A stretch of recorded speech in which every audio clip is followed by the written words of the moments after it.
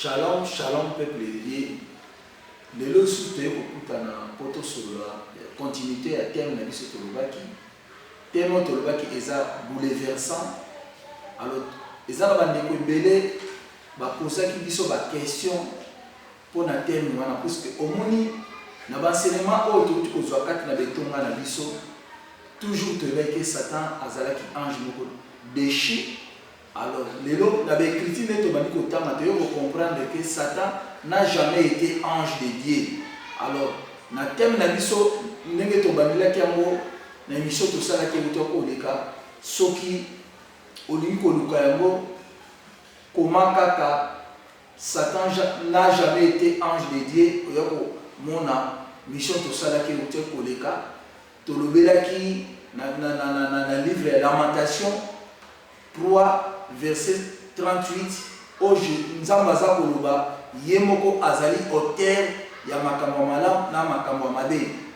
to moni ba porte na Colossiens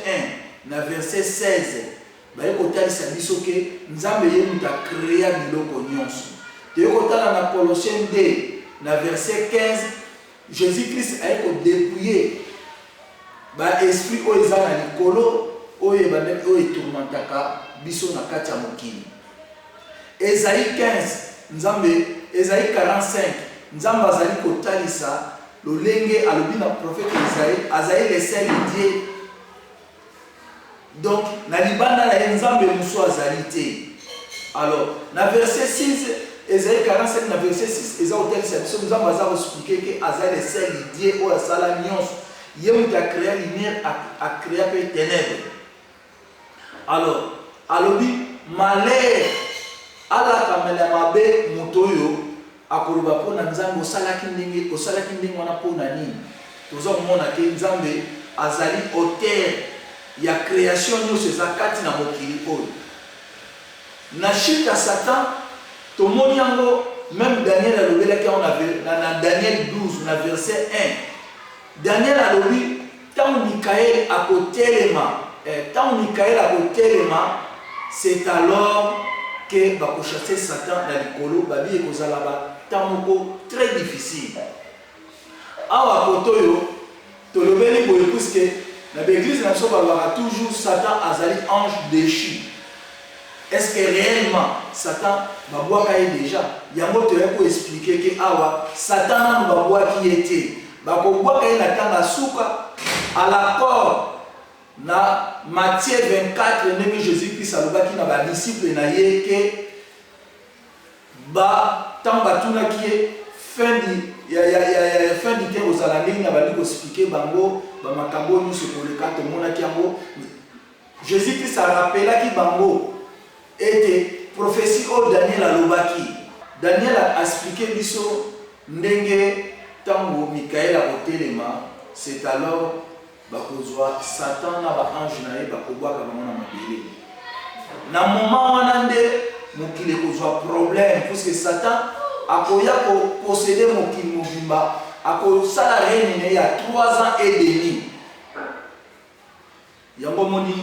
na Matthieu 24 balobi na tango wana kozala tango moko ya souffrance moko extrême na tango wana batebele bakosouffrir même biso bana nzambe. Tous en Apocalypse 13, la Bible est au tel service, nous avons pouvoir, Apocalypse 13, verset 7, nous avons pouvoir à ça la guerre contre les chrétiens, peut vaincre les bambous. Alors, la prophétie nous sommes à la vision que nous avons vivre la grande tribulation de Wana Susaba Lukuta. Il y a un enseignement qui est parce que Jésus-Christ est mon coloré dans ma pata, mon coloré dans l'église. Et c'est puis, mon coloré yango aya kokanga Satan, akangi faux prophète, na antichrist, abwaki bango na lac de feu, Satan waki na abîme. Yango sengé ne soba na nzambe, totan na Bible bien. Alors na peste topese ba référence, il y a ba verset oyo. Neti ndenge na lobaki ke na Genèse 3 nzamba alobi yango clairement que le serpent était un animal très risé koleka ba animal nyonso to ya salaki ayi ko séduire Satan. Jamais na kati ya Bible tozo esika mo ba que Satan zalaki ange de Dieu. Ce qui normalement Satan zalaki ange. Donc na lieu céleste esika nzamba vandaka. Humilité kotikati na ye. Alinga ba lukila nzamba. Donc c'est que les œuvres de Dieu sont parfaites. Nzamba za mutute lokola biso to sala ka biloko kati na mokili na mutako sala mutuka. Au moins la frein za kosimba bien te. Au moins la mbriage za kosimba bien te. Pour za mutu. Mais les œuvres de Dieu est parfait. Nzamba sala ka biloko na ye. Donc nenga salela ndenge ezaleli. Na lobela ki bino bisusu boye. Tant Adam na Eva ba botamaki na jardin d'Éden. Satan zalaki. Satan zalaki. Vous comprenez? Pour nous avons Satan. Est-ce que nous avons quitté Satan ou possédé Adam et Ève? Tout le bagaza communicien a ébaki. Liwa bezala qui puisque le mina bango ceux qui veulent mouvement ou ils ont kati ya jardin nzeto ils ont kati ya jardin bo kufa. Ba tu peux baler mouvement. Mabe kotikati na mokili. Alors yangwana ngana ngai natali sabino ndenge na lobaki na bino ke ndenge zawana nzambe acheba principe na mabiloko nyonso oyo asala kati na mokili do esengeli na biso totosa yango soko tosi yango obika soko tosi yango te ndeka na nzambe ozala kati na yo tozomona neti baange les seuls anges oyo batosaki nzambe te batikaki bademere na bango na likolo baya kosangana basi na kati ya mokili normal relation amoureux wana na ba être humain normalement na miso nzambe ezalaki abomination nzambe rejetaki bango na Jude aza koloba yango que baza enfermé ba ange wana baza enfermé na Bible bazela kaka dernier jugement ekosalama après 1000 ans nzambe asangisa bango po atinda bango na lac des feux ozomona mais na kati ya Bible tomona esika moko te balobi ke clairement que Satan zalaki ange ya nzambe abongwani mabola moko ezalaki kati na esi a changé non na nde celeste esika nzambe avandaka mabeke ekoti na ndeni eza demeure na ye eza demeure moko eza saint jamais mabe ekokota kuna donc ngoloba nini autrement tokoloba boye soki lelo nzambe ali kozwa biso tokende na nouvelle Jérusalem na likolo na paradis est-ce que mabe ekokota kuna moto kanisa Bible lobi mabe moko ekokota esika nzambe ali kusika ya saint mbido moko ekokota na te mais ça ba œuvre oyo moko nzambe asalaki pour na sa grandeur na ye ndenga lobi na Esaïe 14 yo moto za mabele yo moto za mabele lokola ekeko okoloba na potier soki potier asali ekeko atiango libumu munene to atiango mutu munene est-ce que ekeko eza na droit koloba na potier osalinga forme nini non Bible lobi na Esaïe 45 na verset 6 tokiti na 7 okomona nzambe aza koba alaka mena mabe oyo akoloba na créateur na ye osalaki ndenge wana mpona nini. Donc sujet oyo eza sujet moko ya réflexion mpona biso bana nzambe toyeba monene ya nzambe nalobaki nzambe aza souverain oyo nyonso te esalama kati na mokili ezali nzambe ye moko apermetaka yango neti topesa exemple lelo covid ekoti na kati ya mokili eza kolia milimo abatebele mais soki otangi apocalypse 6 baza koloba agneau aza kotinda bacheval ya la mort et na mokili et détruit bato baza kotosa nzambe te yango wana bandeko na nga esengeli na biso totanga Bible mpe mikolo ekoya peut-être etan mosusu tomanosanga na su na l'église te puisque na nzela ya oni diable aza kolinga batya balwa moko ekozala makasi mpona koempêche biso bana nzambe totangaka yo otangaka Bible te yo meditaka Bible te Bible ezali le seul chemin oyo elakisaka biso mpo toyeba monene na nzambe mpo toyeba parole de Dieu ozomona tomoni na makombo alobi mokanda oyo ya nzambe totangaka ngo jour et nuit mpo tokoya na tentation ya diable te eza na baprofesie ebele na baenseignement oyo tozwa soki otangi Bible oya kocomprendre ke ezali au contraire ndenge Bible elobi bamessage eza ndenge moko te nayebi ke bana nzambe ebele batangaka Bible lokola ndenge mpe biso toza komeka kotangaka Bible mais ntango mosusu oza obanga tant surtout na pasteur na yo mais Seigneur mais pasteur yo lobaki nanga liloba nzambe eza boye mais nga na moni na Bible bakomi boye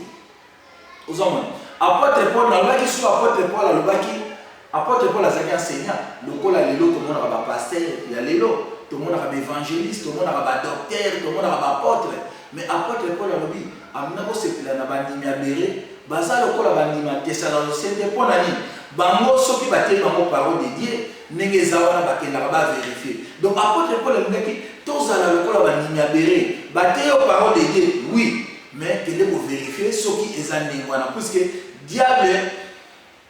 akoti na kati ya bansema ya bana nzambe mpona komodifie bamakambo mosusu mpona biso bana nzambe to comprendre oyo eza ma vérité ya parole de Dieu yango moni diable abangaka te motu oyo asambelaka akokosambela 24 heures sans repos eza problème te mais diable abangaka motu ayebi parole de Dieu puisque na nzela parole de Dieu tokoyeba baprincipe ya nzambe nzambe eloko nini alingi nzambe eloko nini alingi te alors tomonaki nalobaki lisusu boye na Jean 8 na 44 même Jésus-Christ aza kotémoigner que diable azalaki kopéché dès le commencement alors ce que Jésus-Christ a dit dès le début donc c'est que eloko moko ebonga mpa nzambe te donc eza lokola donc fond na ye basala ye donc abotami na mabe na ye wana donc eza eloko nzambe akreaki na mabe na ye wana ndenge nalobaki soki tolandela bana mosu mpo nzambe alakisa kimonene na ye te aza le tout puissant tomonaki neti ndenge eza nasali satan ndenge aza wana aza ezali wana moko puissant kaka Jésus-Christ moto aye kolonga ya satan ndenge ndeko na nga Florian asplikaki wana na suka alobaki ke nzambe asalaki satan mpo Jésus-Christ ekaye moko alonga ye donc soki biso tozali kolonga lelo satan eza na pouvoir oyo Jésus-Christ apesaki biso na Luc 10 na verset 19 elobi voici je vous ai donné le pouvoir de marcher sur les serpents les scorpions et sur toute la puissance de l'ennemi donc tozali kosalela autorité oyo Jésus-Christ apeselaki biso yango komoni ntango mwana nzambe koloba au nom de Jésus ete lisala nyonso ya diable eza neutralisé ozomona donc ndeko asplikaki lisusu ke tomonaki ange nzambe atindaki ya kopesa aya kobenir Daniel bakangaki ye na likolo mais eya kosala ke ntango ange Michael aya kosala intervention c'est alors Gabriel akitaki mpo aya kopesa message wana mpa nzambe na lipangolo nzambe apesaki ye mais alobaki ni azongi mpo akende kobunda tozomona apocalypse 12 ezokoloba ke même Michael ntango atelemaki pour abunisa roi Satan babengana Satan na royaume des cieux tomoni ke ba Bible zoba na biso par le sang de Jésus-Christ donc nzamba asalaki royaume wana ya ténèbres pour na kaka Jésus-Christ alonga ye pour na sans Jésus-Christ de Nazareth mutu moko aza na pouvoir te atelema devant Satan ni les anges baza na pouvoir wana te ya moni Bible lobi na biso balukaki mutu nini aboya kwa sauver mokili batali bamoni mutu te mais bamonaki agneau ye mutu azalaki capable aya na kati ya mokili akufa mpo na biso amema mabe na biso mpo lelo biso tobika yango wana normalement peuple ye esengeli na biso to comprendre Satan n'a jamais été un ange de Dieu bakomplainte oyo elobami na Esaïe 14 balobeli Satan te omona même so otangi chapitre mobimba tozomona Bible ezaloba na biso baza koloba mutu oyo azalaki na puissance nzambe adévouye puissance na ye akomi lokola mutu pamba kiti na séjour des morts ndeko tanga Bible bien na Ézéchiel 28 baza koloba na biso na roi ya Tyr na roi ya Babylone so total na carte géographique bobeta na Google bobeta Tyr bokomi carte géographique et kolakisa bino ke eza Liban ezali petit ville moko ezalaki na côté ya mai ezali na côté ya mai baroi wana bazalaki na kati ya ville wana na prince wana bazalaki na kati ya ville wana nzambe alobi na Ezekiel aloba na bango na complainte wana ke nzambe aza kodétruire bango puisque balataki lolendo na bambongo bazwaki na barichesse bazwaki. Alors na méditaki parole wana na komona ke balibane normalement ni tout le monde a baliban lelo na commerce partout baza makasi na commerce na komona eza biloko e banda bokoko na bango yango nzambe abaki akodétruire bango. Soko lingo comprendre Ézéchiel bien bandango na 26 okomona nzambe tanga aza koloba akodétruire mboka wana ya Tire. So na kati géographie okomona Tire eza na kati ya Liban, Beyrouth eza likolo, Tire eza na mwase nango na mer. Donc ezali na kati ezali na frontière ya mer. Alors yango c'est bien na biso bana nzambe tote parce que le diable a pénétré déjà na kati église. Na enseignement au toujours besoin de théologie, eza enseignement belé, eza nango malamu te. Et c'est que na bana nzambe ba fongwa misu. Na lobaki na bino na tanga suka balobaki apostasie okota na kati église. Ndeko na ngai totanga ka Bible. Lelo ezaki journée moko ya continuité ya thème na biso oyo tozaki na bandeko il fallait baya mais to comprendre que ti héros na plateau bazala to éviter ceux qui va tuer empêchement to débattre yango parce que bango pe bazaki na ba idée na ba sujet oyo tozalaki nango pona na thème oyo Satan n'a jamais été un ange de Dieu mais bayete mais na kanisi mbalo to kosukisa tozala ba question belé oyo bandeko belé ba pesaki biso ba tokutanaki na bango balandaki programme wana oyo topesaki bango pe bamonaki yango lokola surprise pona bomoi na bango jamais bayoka yango tomekaki to débattre na bango ba pesaki biso ba question yango ba question wana ndeko na nga frère na ngai Florien Azawa ye muta kopesa ngo l'explication na ba question wana alimbo lango bien. Donc o ezali betiki moko to vanda na Bible to tanga yango to réviser yango to komona te ba enseignement belé o ba pesa biso ezali archifo. Yango esengi na biso bana nzambe to tanga ka Bible tel o exactement ko ezaki toko to sepela ki soki pe ba sala nzambe musuto ba pasteur d'évangéliste, ancien docteur bakoza, to vanda to solola na bango. Pour mingi baza kolobake non, ba chapitre wana ezali ba révélation moko caché nzamba pesaki, mais ba lobela Satan non. Eloko ebungisi lelo église ezali d'interprétation particulière. Yango ebungisi église. Donc mutu alors bake non, ngana tangi verset wana boye, mais molimo santo nzambe za kolobana na verset na lobi boye, eza archifo. Nzambe ko a se révéler na biso bana nzambe. Aza na tina moko te neti nenga za wana, il faut aloba ba parole moko codée. Soka loba ba parole codée to yeba te. To comprendre les nzambe ezali, to comprendre ndeni. Eza ba mal interprétation. Alors, na esa kino antichrist na ba gens na ye toza ko vivre na ensemble même na kati ya betonga na biso ba gens diable bazali.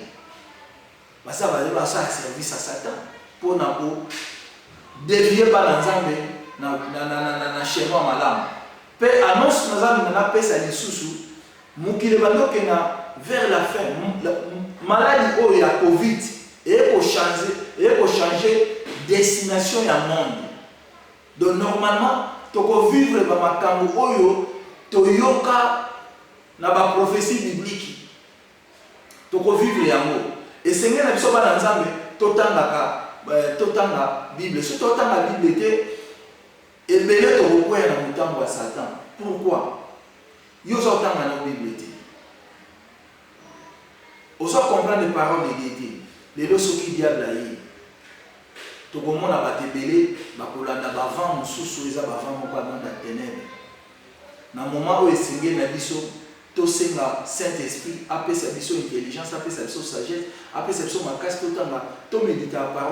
parole na ye. Mayele oyo Bible lobi eza mayele nzamba bombela ngo batamayela mokila pesi yango na biso bana nzamba. Yango omona Bible lobi mayela mokila eza vanité de vanité. Mwana mayele oya ya milo nzambe aza comprendre ya volonté nzambe. Toye awa pour te faire expliquer peuple lié